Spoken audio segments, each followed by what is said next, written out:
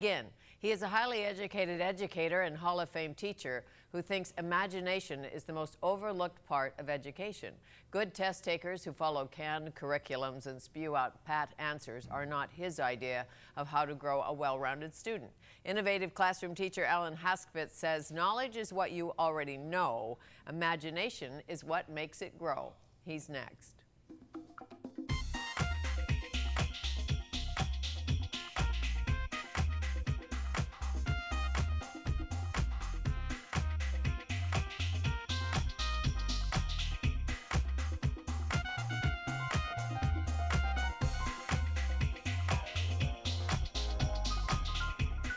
Lifelong learner Alan Haskvitz has been educating kids for 30-some years. He's taught at every grade level and on every core subject. His methods are not traditional, and he does not stuff his students full of facts. Some say his teaching ways are lofty and a bit impractical, but his teaching ways get excellent results. Haskvitz is in the National Teachers Hall of Fame in the United States. He is the developer of Reach Every Child, and he is in Vancouver for the Imagination in Education Conference. It is my pleasure to welcome Alan Haskvitz to Studio 4 to tell us more. Hello. Thank you. Appreciate being here, and thanks for doing some reading and bringing education into the program. Lifelong learner, I call you. I assume you are. Oh, for sure. Can't get enough of it, and that's where you get your ideas. By the kids teach you, and that's what makes it so fun to be a teacher. Why did you pick teaching? Actually, I started in the business world, and I was quite successful, and then it dawned on me that everything that they were interested in was dollar signs, and I sort of thought, well, there must be something more that you can give society, that how much money, how big a house you have. And so I went back to school and re-educated myself and dropped a lucrative position to become a teacher. And then I started teaching in the United States, and then I taught in Newfoundland, in Ontario, just always getting ideas from the people. And then ultimately ended in California because there was a teacher shortage at the time. And my heart's still in Vancouver. It is? Yes, along with my wallet. Never mind. Well, there's a Gulf Island or two around here. Maybe you could swim to it, build a cottage, do something.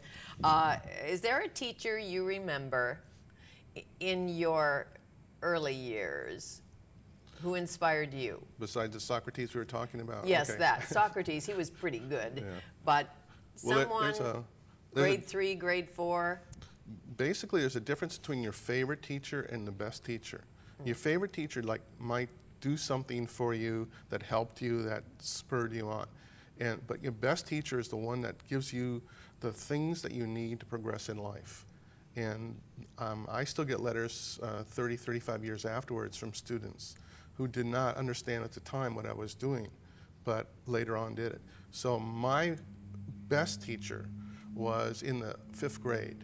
And what he did was give you freedom to explore. And I think if teachers let go a little bit and let the kids explore, not be noisy in the classroom, but explore their interest. And to help with that, I created a website called reacheverychild.com. And on Reach Every Child, there's 10,000 resources free for parents and kids and teachers. And for example, this summer, let's say they're bored, and a kid told me this, what's the last thing that goes through butterfly's mind when it hits the windshield? Well, it's its rear end. I guess so.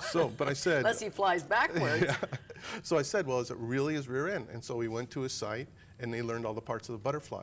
So you take these teachable moments, these jokes, and whatever it is, and you can turn it into learning. And so if you go on Reach Every Child, there's butterfly information from. Also current events. Kids always come, they're always interested in what's happening in life. Well, I have a site right now that has all the events that are happening all over the world, right up to the minute. Totally. Terrorism events, wars, fires. Happy events, fires, Yep. sad events. Exactly, and it's right there now, Reach Every Child. Actually, the news people probably be interested in that site right now because it would keep them quickly abreast of what's happening.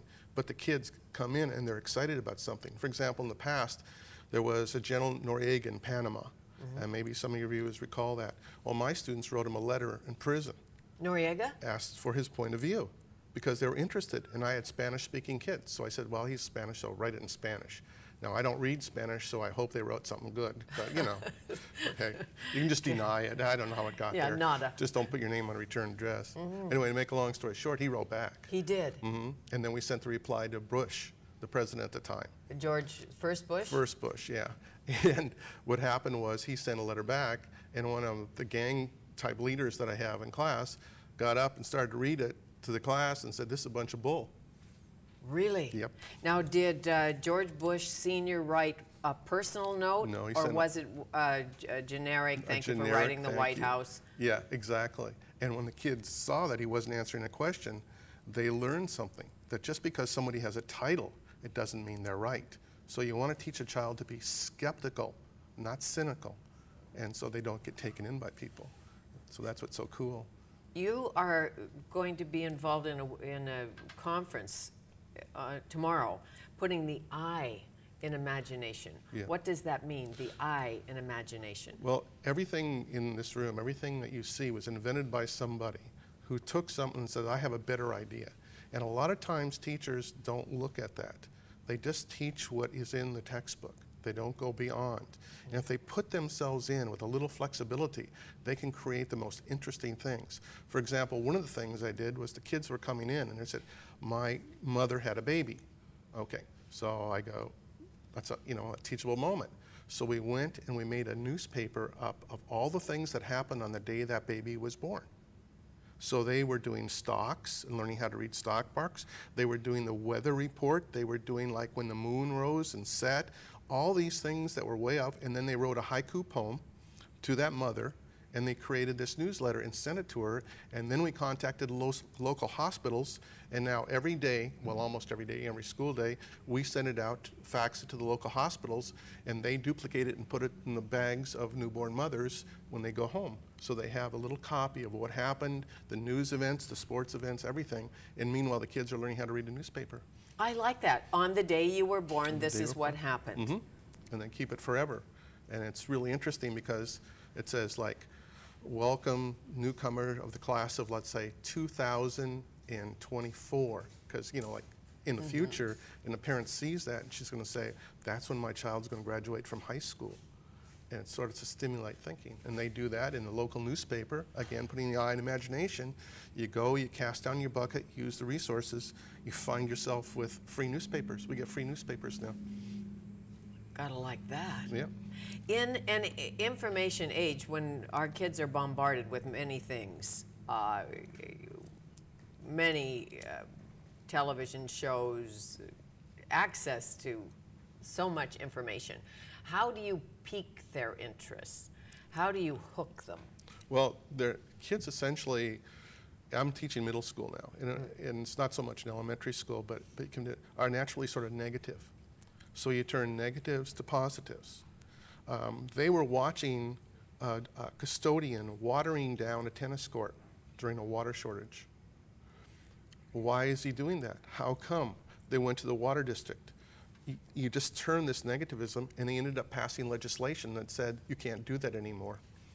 You're growing young activists. Yeah, that's it. And they don't take no for an answer. They go to city council meetings. If I was in Vancouver now, to give you an idea what can be done, if you go online to the registration for voting in British Columbia, and I'll be talking about that tomorrow. I'm giving a speech, or I'll be giving a speech on Thursday at the Imagination Conference, which is really worthwhile. Simon Fraser is so far ahead of other universities when it comes to putting imagination in a classroom. It's just incredible.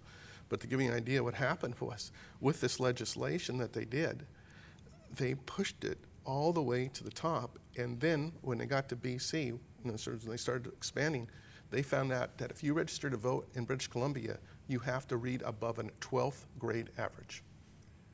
If you register to vote? If you go through the forms, they're written at above a 12th grade average. Well, my students saw that in California, called up the Secretary of State and said, which is in charge of the person who does the voting, and said, these are too difficult here, use these, and they did. So now the state of California voting registration forms are simplified, and in addition to that, the voter registration forms are simplified. And hopefully maybe somebody in British Columbia can say, hey, this is grade 12 plus. I don't know what the average voter, maybe someone who's an immigrant comes in can vote legally, what it is. And there's a language barrier? A language barrier.